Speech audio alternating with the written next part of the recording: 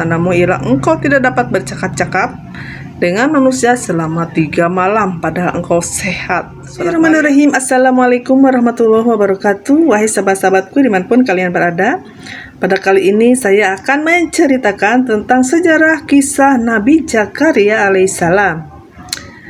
Nabi Zakaria alaihissalam adalah kaum Bani Israel yang hidup di Palestina dan lahir pada tahun 91 sebelum Masehi. Beliau merupakan salah satu dari 25 nabi utusan Allah Subhanahu wa taala yang menerima wahyu untuk dirinya sendiri. Selain Nabi Zakaria alaihissalam, nabi lain yang berasal dari kaum Bani Israel menurut Ibnu Katsir diantaranya Nabi Yusuf alaihissalam, Nabi Musa alaihissalam, Nabi Harun alaihissalam, Nabi Ilyas alaihissalam, Nabi Ilyasa alaihissalam, Nabi Daud alaihissalam, Nabi Sulaiman alaihissalam, Nabi Yahya alaihissalam, dan Nabi Isa alaihissalam. Nabi Zakaria diangkat menjadi nabi oleh Allah Subhanahu wa taala di usia yang sudah mulai senja, yaitu 90 tahun. Penjelasan mengenai kisah Nabi Zakaria. Ketika beliau masih kanak-kanak hingga masa mudanya tidak dijelaskan di dalam Al-Quran, sehingga sejarah mengenai beliau dimulai ketika akhir masa dewasa. Al-Quran merekam dan menceritakan kisah sejarah perjalanan Nabi Zakaria sebanyak 8 kali, yaitu diantaranya dalam surat Ali Imran ayat 3, surat Maryam ayat 19, dan ayat 2-11. Semasa hidupnya Nabi Zakaria bekerja sebagai tukang kayu untuk menghidupi keluarganya. Mengenai pekerjaan dari Nabi Zakaria tersebut dibuktikan dari Abu Hurairah, Rasulullah bersabda, Nabi Zakaria adalah seorang tukang kayu. Hadis riwayat Muslim. Nabi Zakaria adalah nabi termasyhur yang merupakan keturunan Nabi Sulaiman alaihissalam. Nama istrinya yaitu Al-Yahbi yang berasal dari keluarga Nabi Harun alaihissalam. Nama lengkap istri Nabi Zakaria alaihissalam adalah Ilyasa binti Fakud bin Qabil. Nabi Zakaria dan istrinya yang sama-sama keturunan Nabi lalu memiliki anak yang juga diutus oleh Allah Subhanahu wa taala sebagai nabi, yaitu Nabi Yahya alaihissalam. Semasa hidupnya Nabi Zakaria juga berperan sebagai pelindung dari Maryam, bunda Nabi Isa alaihissalam. Beliau adalah wali dari Hekal Kisah lainnya mengenai nabi yang tak terhitung jumlahnya dapat kamu temukan juga. Oke guys, kalau gitu terima kasih udah nonton videonya. Jangan lupa like, comment, and subscribe ya guys. Dah, assalamualaikum warahmatullahi wabarakatuh. Hai, kamu belum subscribe ya? Subscribe sekarang and like, comment, share, and subscribe pokoknya ya. Thanks for watching. Dan juga pada buku para nabi sahabat-sahabatku. Sosok Nabi Zakaria dalam merawat Maryam. Nabi Zakaria adalah sosok yang menjaga, mengasuh, dan merawat Maryam, ibunda Nabi Isa alaihissalam. Beliau merawat dan menjaga Maria bersama istrinya.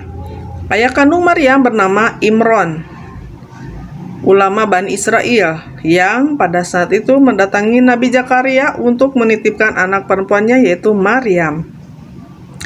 Sedangkan ibu kandung Maryam adalah Hanan binti Fakud, yang juga merupakan saudara ipar dari Nabi Zakaria alaihissalam.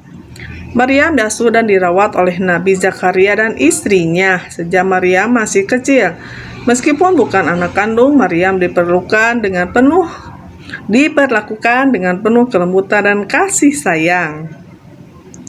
Bentuk kasih sayang kepada Maryam salah satunya adalah membuatkan tempat beribadah khusus untuk Maryam di Baitul Maqdis yang sekarang disebut Masjidil Aqsa Kurang khusus untuk Maryam melakukan ibadah yang dibuatkan oleh Nabi Zakaria bernama mihrab.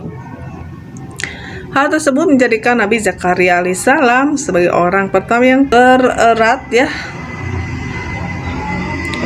dalam membuat mihrab tercatat dalam membuat mihrab. Pada saat kehadiran Maryam di keluarga kecil Nabi Zakaria, waktu itu Nabi Zakaria masih belum memiliki keturunan. Dari hasil pernikahannya dengan Al-Yahbi, itulah salah satu alasan mengapa Nabi Zakaria dan istrinya sangat senang dengan kehadiran Maryam dan memperlakukannya layaknya anak kandung sendiri. Kisah Nabi Zakaria yaitu dalam perjalanan dakwah. Dikisahkan Nabi Zakaria adalah salah satu dari 25 nabi yang diutus untuk mengembalikan akhlak Bani Israel di Palestina yang banyak melakukan dosa besar seperti kezaliman, kemungkaran, dan mengubah agama yang diajarkan oleh Nabi Musa alaihissalam. Inti dari dakwah Nabi Zakaria adalah menyeru kepada kaum Bani Israel untuk bertobat dan menyembah Allah, yang dapat kamu baca pada buku Nabi Zakaria alaihissalam. Kegiatan dakwah Nabi Zakaria dipusatkan di Baitul Maqdis ya. Baitul Maqdis adalah tempat di mana kuil dari Nabi Sulaiman alaihissalam pernah didirikan. Ciri dari dakwah Nabi Zakaria adalah kelemah lembutan beliau. Beliau pun terkenal memiliki adab untuk berdoa kepada Allah Subhanahu wa taala dengan lemah lembut. Meskipun dalam proses dakwah Nabi Zakaria kerap menjumpai kesulitan dan jalan buntu, namun beliau cukup disegani dan dihormati oleh kaum Bani Israel karena sifat dan kata beliau yang alim dan bijaksana. Cobaan yang diberikan oleh Allah terhadap dakwah Nabi Zakaria adalah beliau yang tak kunjung memiliki keturunan, padahal usia Nabi Zakaria dan istrinya saat itu sudah senja.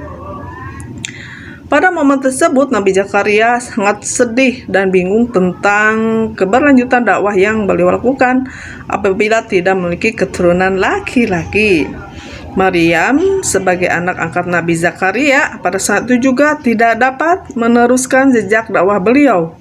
Dikarenakan Maryam adalah perempuan, Nabi Zakaria dan istrinya tak pernah berputus asa dalam berdoa dan memohon kepada Allah Subhanahu wa taala untuk diberikan keturunan. Beliau berdoa dengan penuh kelembutan. Penghayatan salah satu isi doa yang diaturkan Nabi Zakaria alaihissalam berbunyi, dan sungguh aku khawatir terhadap kerabatku sepeninggalanku, padahal istriku seorang yang mandul. Maka anugerahilah aku seorang anak dari sisimu yang akan mewarisi aku dan mewarisi dari keluarga Yakub. Dan jadikanlah dia ya Tuhanku seorang yang diridhoi. Lantunan Nabi Zakaria dalam doa beliau sesuai yang terdapat dalam Al-Quran surat Maryam ayat 4 dan 6. Doa lainnya yang dipanjatkan yaitu Robbi habli miladunka dzurriyyatan thayyibatan innaka sami'ud du'a. Ya Tuhanku, berilah aku dari sisi Engkau seorang anak yang baik, sesungguhnya Engkau maha mendengar doa. Itu surah Al-Imran ayat 38. Tak pernah henti doa yang dipanjatkan oleh Nabi Zakaria dan istrinya kepada Allah agar dikaruniai seorang anak. Begitu gigih perjuangannya dalam mendapatkan keturunan guna meneruskan syiar dakwah Nabi Zakaria alaihissalam. Meskipun banyak sekali holokan yang datang kepada Nabi Zakaria, bahkan dari keturunan sendiri yaitu kaum Bani Israel mengatakan bahwa mereka tak percaya doanya akan dikabulkan oleh Allah. Di kisah lengkap mengenai Nabi Zakaria juga bisa ditemukan ya di buku yang lainnya ya sahabat-sahabatku.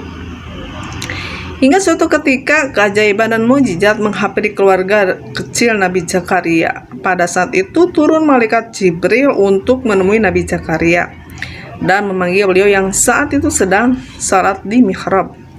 Wahai Zakaria, kami memberi kabar gembira kepadamu dengan seorang anak laki-laki namanya Yahya, yang kami belum pernah memberikan nama seperti itu sebelumnya. Maryam ayat 7. Mendengar kabar yang disampaikan oleh malaikat Jibril tersebut, Nabi Zakaria sontak sangat kaget dan tidak percaya. Ternyata meskipun istri Nabi Zakaria adalah seorang yang mandul dan mereka tidak percaya, tidak mencapai usia senja, ternyata Allah memberikan mukjizat dengan mengabulkan doa mereka. Nabi Zakaria yang masih tidak percaya lalu minta petanda kepada Allah Subhanahu wa taala seperti tertuang dalam Al-Quran surat Maryam ayat 10. Ya Tuhanku, berilah aku suatu tanda. Allah berfirman, tandamu ialah engkau tidak dapat bercakap-cakap dengan manusia selama 3 malam padahal engkau sehat. Surat Maryam ayat 10. Menurut tafsir Ibnu Katsir, ayat tersebut menjelaskan tentang pertanda yang mengawali akan datangnya apa yang telah dijanjikan oleh Allah Subhanahu wa taala kepada Nabi Zakaria, yaitu karunia seorang anak di usia senja. Riwayat dari Ibnu Zaid Ibnu Aslam menyebutkan selama pertanda dari Allah tersebut datang, Nabi Zakaria hanya menggunakan lisannya untuk bertasbih dan membaca kitab.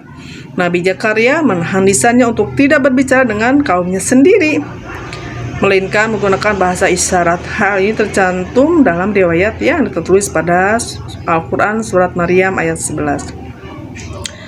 Maka dia keluar dari mihrab menuju kaumnya, lalu dia memberi isyarat kepada mereka, bertasbihlah kamu pada waktu siang dan petang. Maryam ayat 11.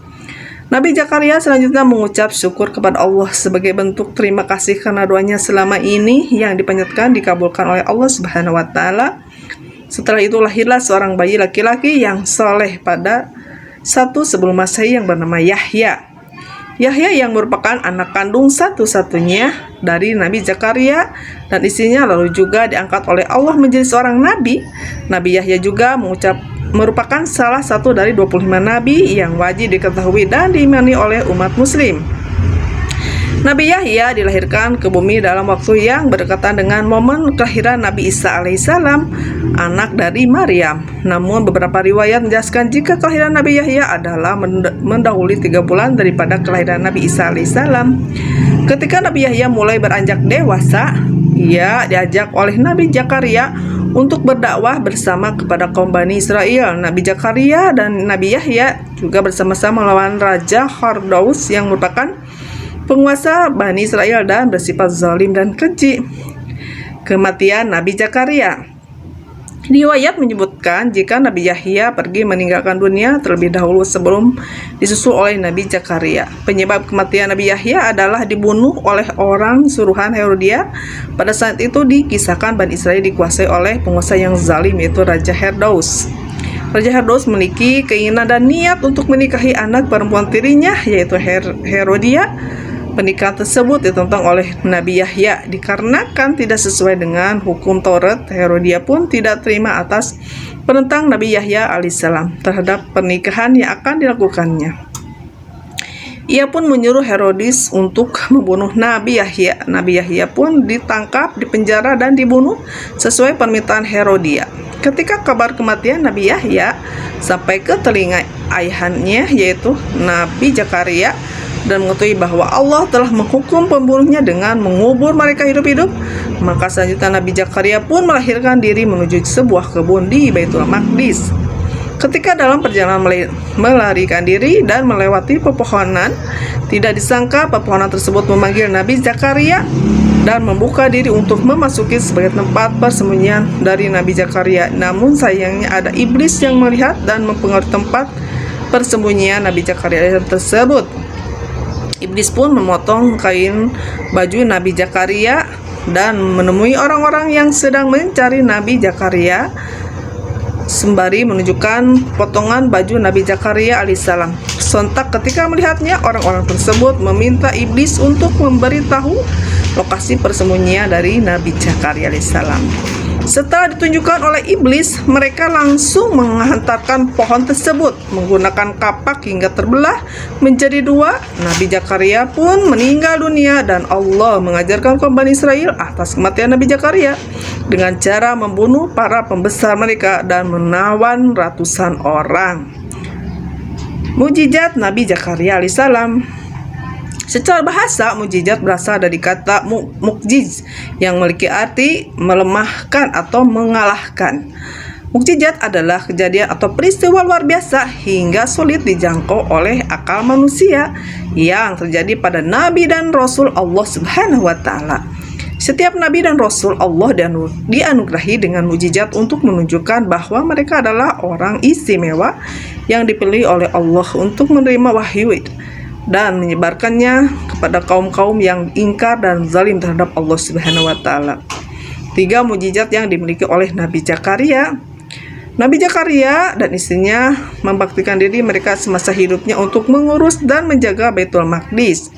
Baitul Maqdis merupakan tempat ibadah peninggalan dari Nabi Sulaiman yang juga digunakan oleh Nabi Zakaria untuk tempat berdakwah.